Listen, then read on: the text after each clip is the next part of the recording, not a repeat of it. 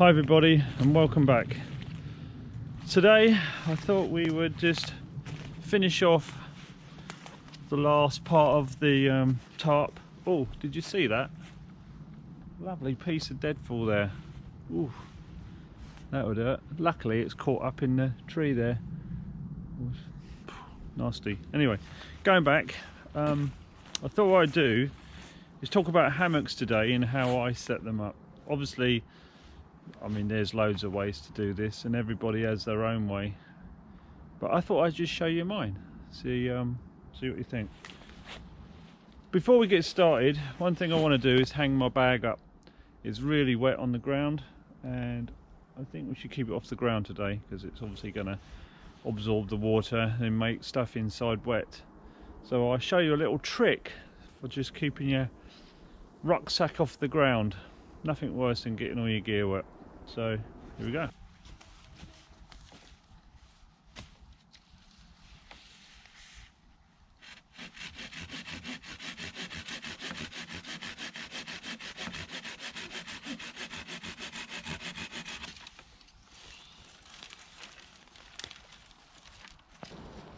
Okay, so I've cut my stick about thumb thickness, and that is from about elbow to wrist.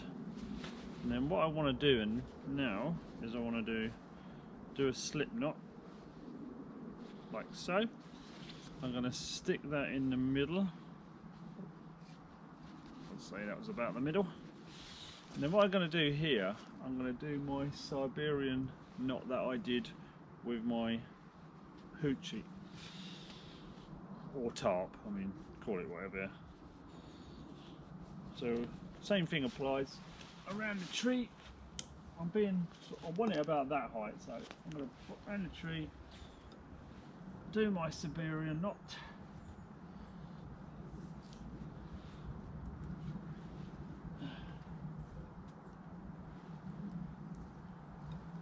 Pull it tight so it don't go nowhere.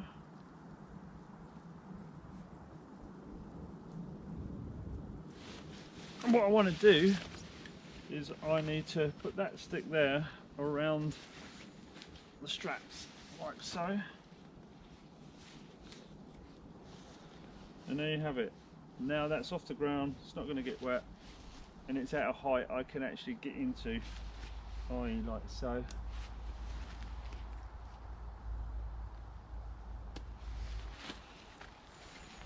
Quite easy. Okay, what I'm going to do, I'm going to use the same trees as I did on my last episode about the tarps. Again, think safety first, look for deadfall, obvious.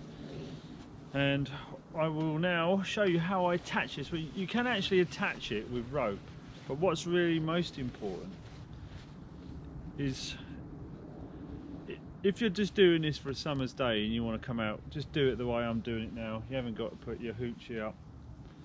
And if it's more of a sleep out, put your hoochie up first and then do your hammock second. But I will show you what I normally use straps because I just find it's a lot easier than tying it off, and it's a lot nicer to the tree, i.e.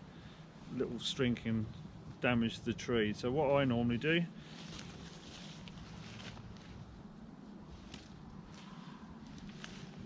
is I wrap it around the tree twice, like so. And this is one of those straps that's like a ratchety type strap, like you'd have with your canoe. Feed this in, making sure you get it the right way round, because if you don't, when you sit in the hammock it would just collapse. The reason we put the strap round twice is so it can grip. They do say that there's an ideal angle, and they normally say it's about 30 degrees. So work out 30 degrees is roughly, put your hand, point your finger out, put your thumb up, and then that should cross your top of your thumb to the bottom of your finger if that's fingers laying parallel. I don't normally bother with the perfect angle. I normally just set it up and just work it to what I find is comfortable. Okay, second strap.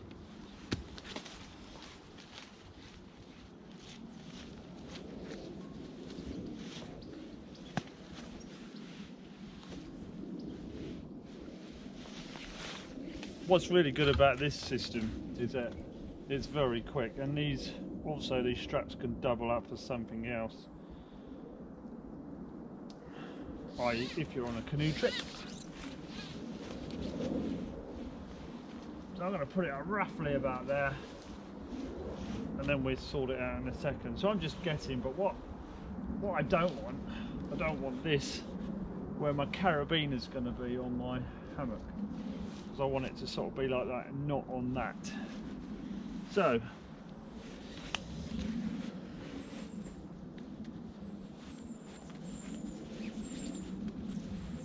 what's really good about these Eno ones is that the actual bag is part of the hammock itself, so you never lose it. So trying to keep this off the ground. Okay, there's a carabiner, just clip that on there.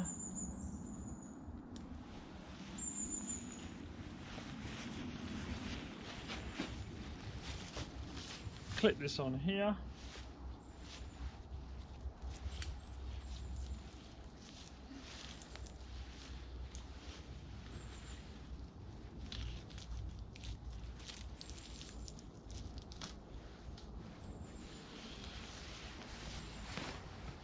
Okay, well that's basically it. All we need to do now is try it. What's really good about this particular hammock, it's a double, not a single. A double will give you more room inside it. So here we go. I normally pull it out, just gingerly put your weight on it just in case, and then hey, there you go. And that's quick. That's how you see how quick that was to put up. Okay, got your tarp up, you put this up in no time, and if it's in the way you can just undo it, roll it up, put it back in the stuff stack, and you've got a working area. Really easy. But this is a really good way of just laying out in the summer. I've got a couple of tricks to show you. So one is when it rains. Okay, so there's a good chance that when you're sleeping out under your, well, you've got your hoochie up, the rain's coming down, it's dripping off the edges of your hoochie, and there's a good chance that the rain, which it will do, it'll run down the tree, it'll run down your straps, and then it start to get your hammock wet. So one way to avoid that is what I normally do, is I take the strap that's remaining and I just wrap it around a couple of times, and it keeps it out of the way as well, like so. And what that sometimes does is it comes down there and just drips straight to the ground.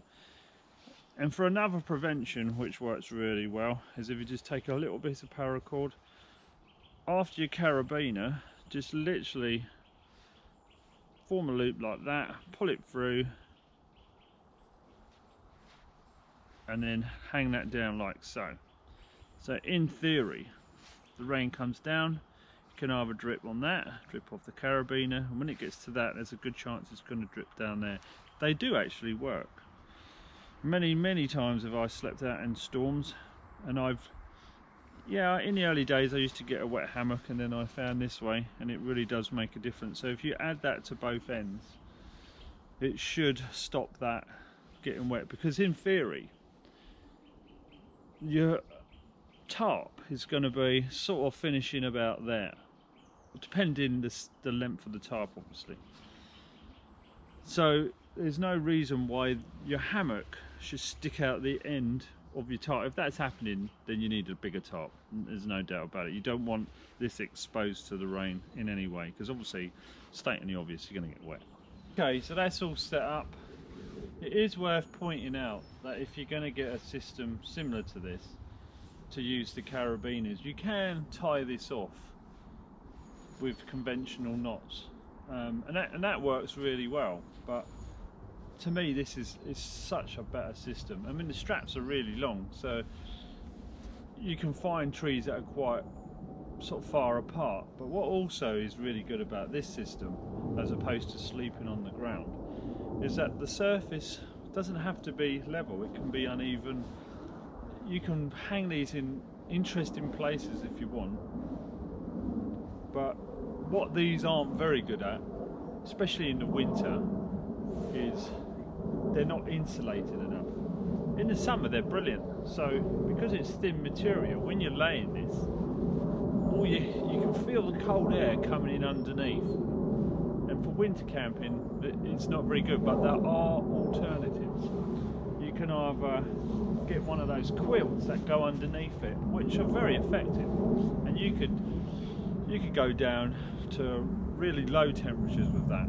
Or the other option is, which I do a lot, is I take my thermarest, blow it up but not fully, and then I lay it in here, and then that protects me from the cold coming up underneath, and it really is quite effective.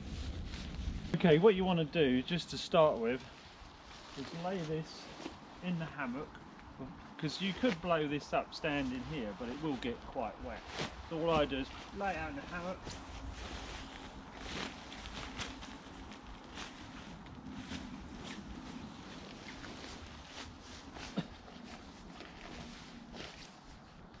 and blow her up.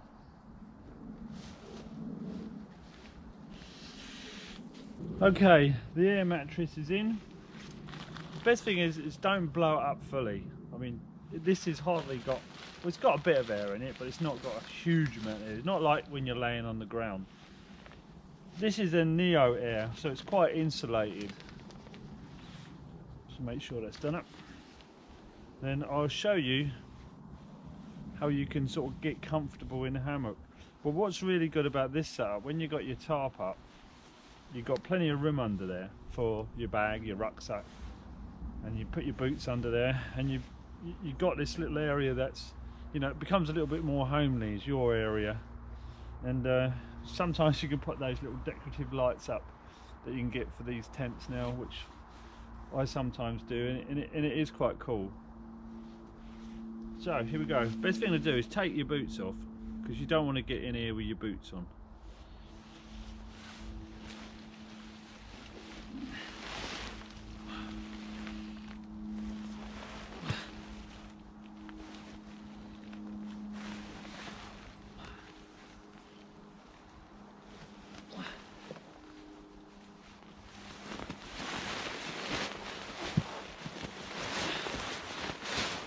That's just about right. So what normally happens then is that if you've got too much air in your thermarest or your air mattress or whatever you're going to use, sometimes they have a tendency in the night of just pushing themselves out, because you do move around in the night, and the thing is, it is easier to move around in this thing. What a lot of people swear by is sleeping diagonally like so, which gives you a little bit more room. Like so. I personally am more of a sleep on my side guy, so I tend to just, oops, see what I mean? I tend to just get in my sleeping bag and normally just sleep on my side. Some people say it gives you bad back. It can, I suppose, but I've never really had any trouble at all. And the good thing about these also is that you can pull them over.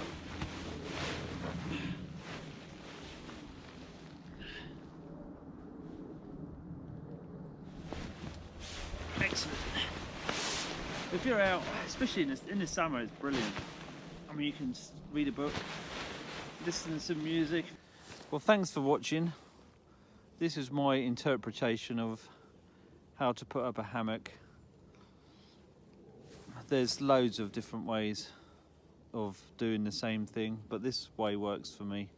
I mean, I've been using this system for years and I've never had any trouble with it. I've never had one collapse on me, though I have fallen out one once on my water bottle and it hurt, but that was me just fidgeting about too much. But it is quite difficult to fall out these things.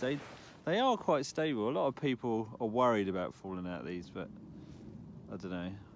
I think you've got to be doing something pretty crazy to fall out of one of these. I mean, it can happen, obviously. So, until next time, go do some bushcraft and get out there.